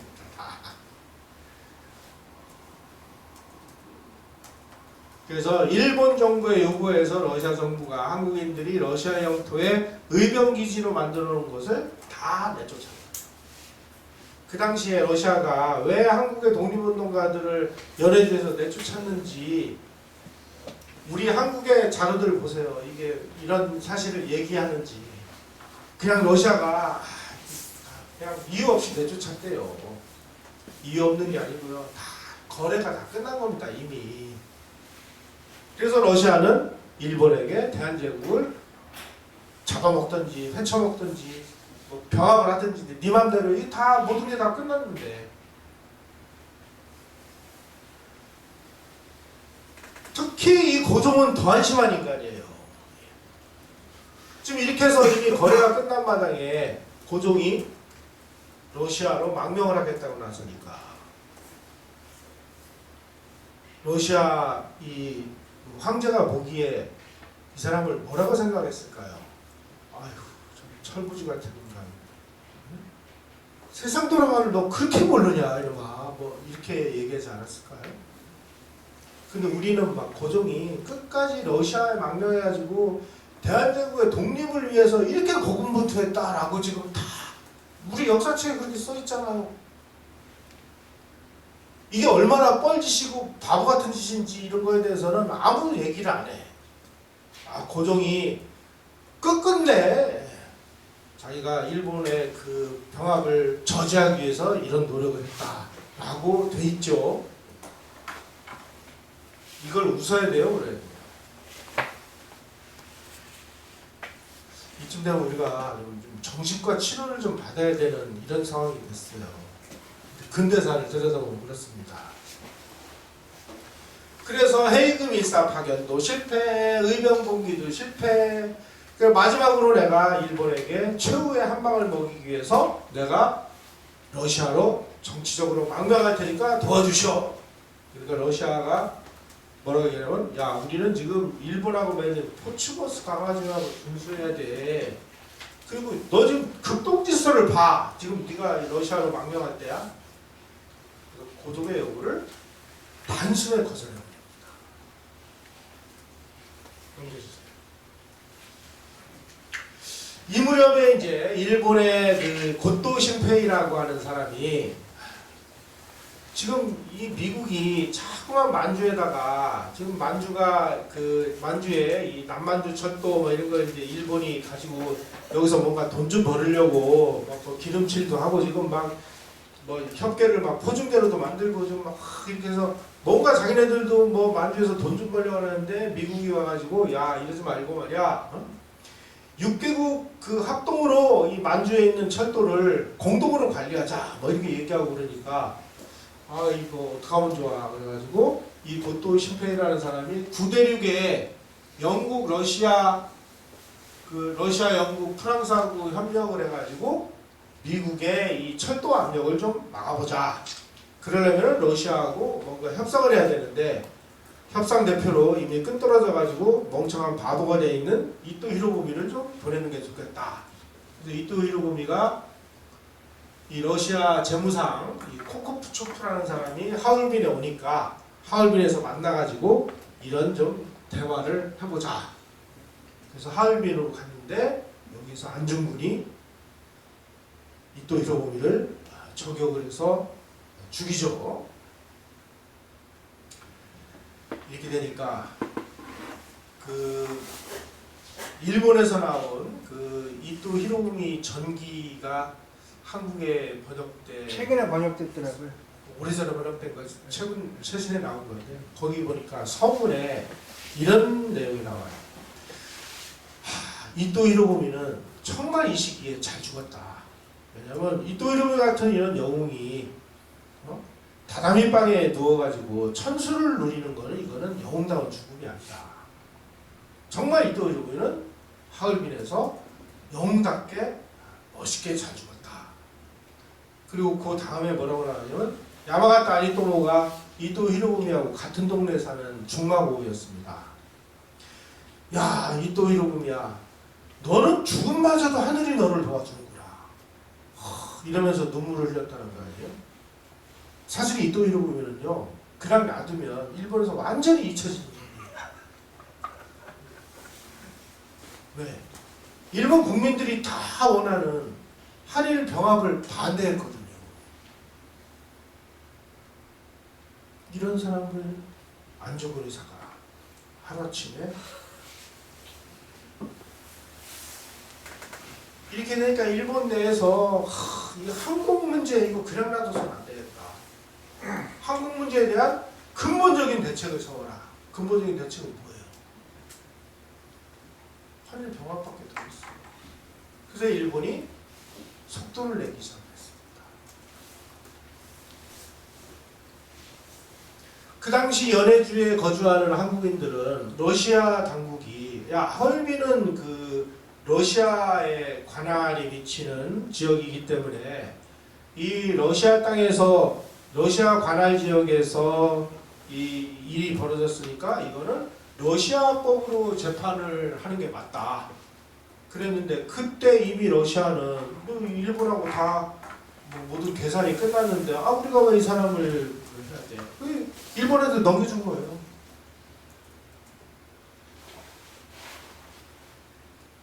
러시아에 대한 한국인들의 기대는 1차 러일 협약의 내용을 전혀 모르는 한국인들의 수질한 생각입니다.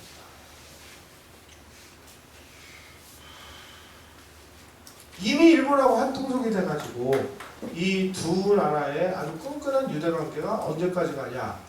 볼셰비키 혁명이 일어나는 1917년까지 계속됩니다. 그리고 한 가지 우리가 여기서 주의 깊게 봐야 될 부분은요. 1917년에 볼셰비키 혁명이 일어났는데 전 세계 학자들은 러시아 볼셰비키 혁명은 일본 돈으로 일으켰다 이렇게 되어 있습니다. 이게 무슨 얘기냐? 일본의 첩보부대가 러시아의 이 전쟁 의지를 꺾기 위해서 그 당시에 러시아에서 막 쫓겨나서 해외에 망명하던 아주 1급 공산주의자들, 이 사람들을 전부 목에 살렸습니다. 그 다음에 이 사람들한테 돈을 다 갖다 안겨가지고 이 사람들의 세력을 키워서 이 사람들을 다시 러시아로 집어넣어가지고 러시아에서 폭동 반란을 계속 일으켰어요. 피해 일요일 사건이 1905년 1월에 벌어지는데 그 피해 일요일 사건을 벌인 가폰 신부는 일본 공작원의 돈을 받아가지고 피해 일요일 사건을 일으켰어요.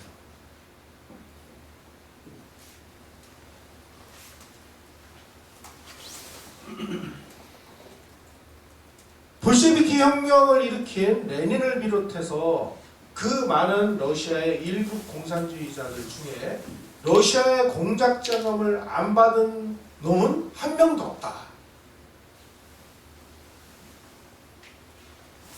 그 당시에 일본 본국 정부로부터 막대한 기밀비를 받아가지고 스톡홀름을 중심으로 해서 러시아 공산주의자들을 공작하는 데 앞장섰던 그 사람이 노엘 전쟁이 끝난 다음에 그 다음 보직이 어디냐?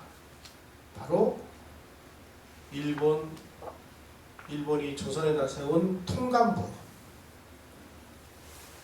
통감부의 헌병대 사령관으로 와서 조선을 헌병 통치하는 데 앞장섰던 사람입니다.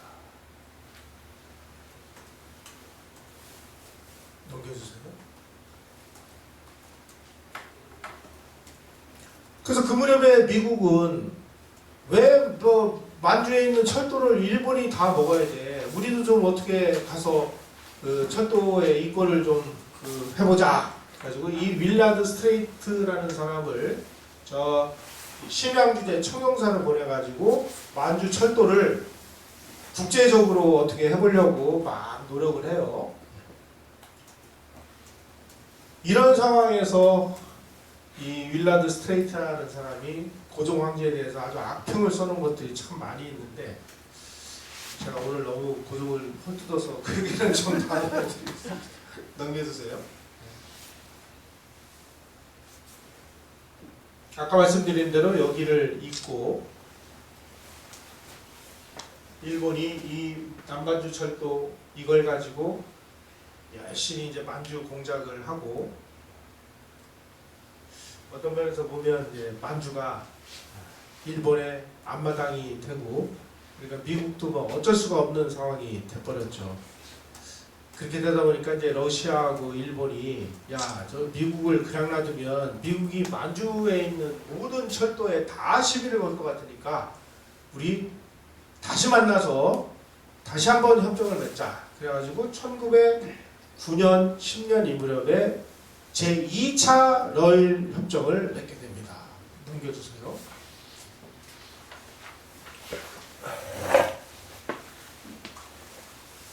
다시 말씀드리면 이 대한제국의 합병은 미국이 만주 철도에 대해서 계속 그 문제를 시비를 걸고 그러니까 이걸 완전히 없애기 위해서 러시아하고 일본이 제2차 러일 비밀협정을 맺게 되는데 그 내용이 넘겨주세요.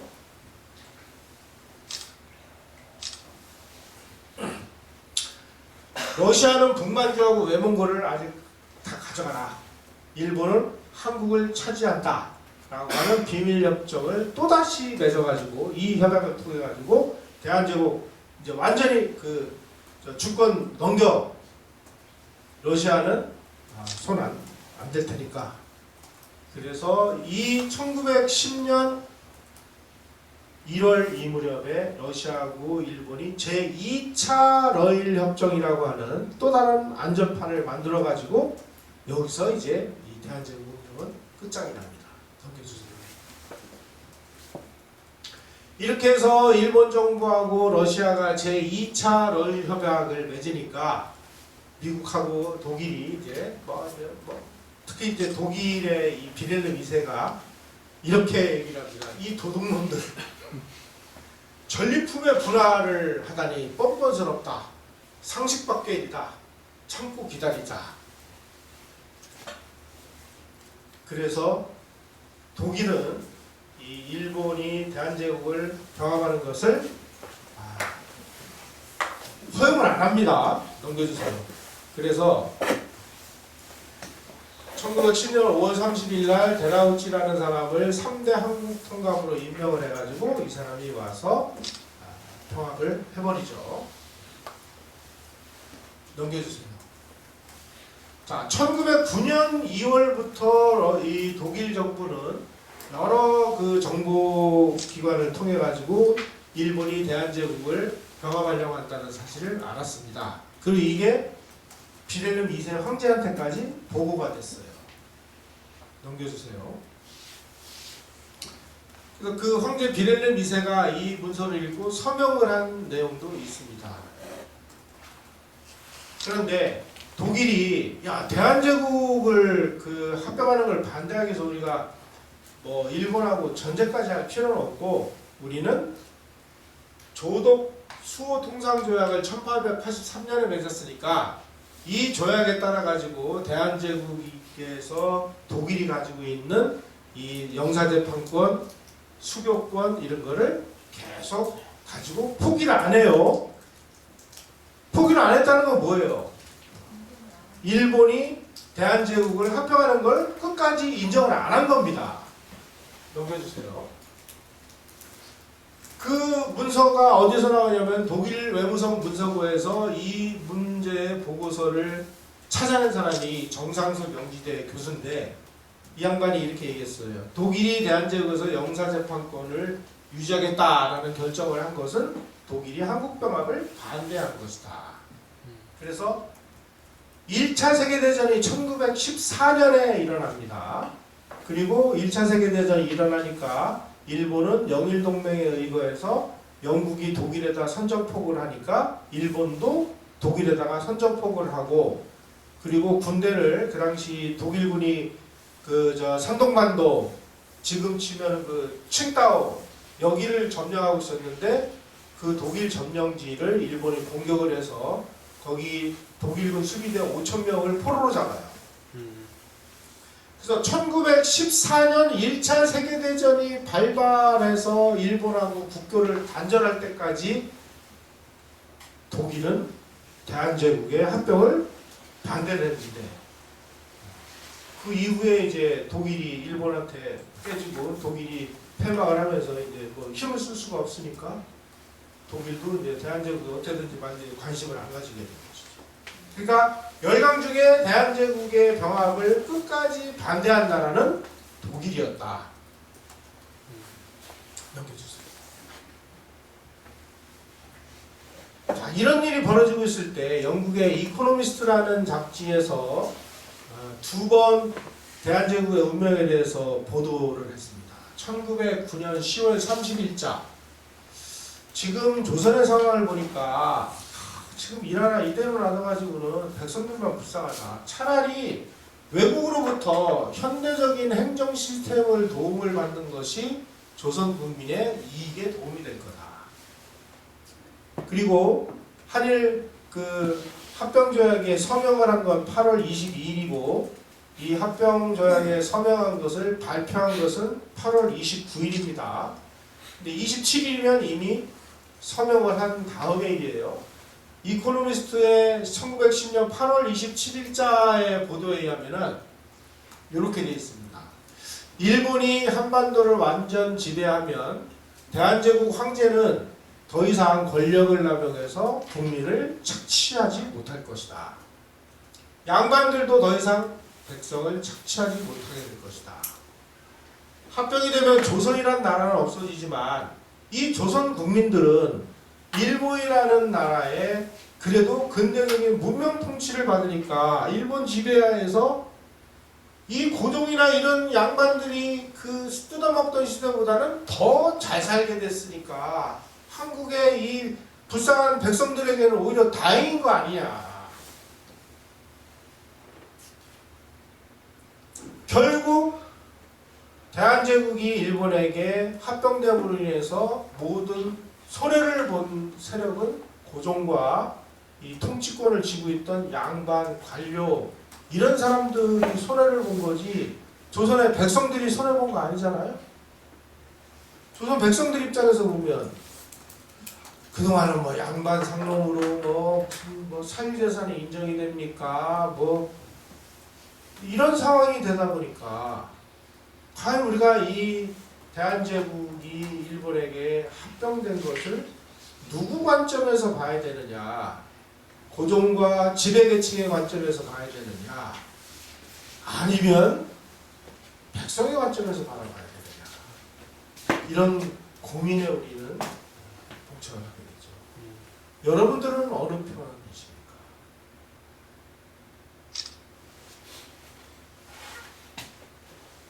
이게 대한제국의 멸망이 우리에게 주는 큰 숙제이자 교훈이에요. 이거 우리가 어떻게 이 역사를 바라봐야 되느냐 하는 이 관점을 우리에게 무거운 숙제로 남겨주는 그런 상황입니다. 뒤에 또 있나요? 슬라이드가? 없어요.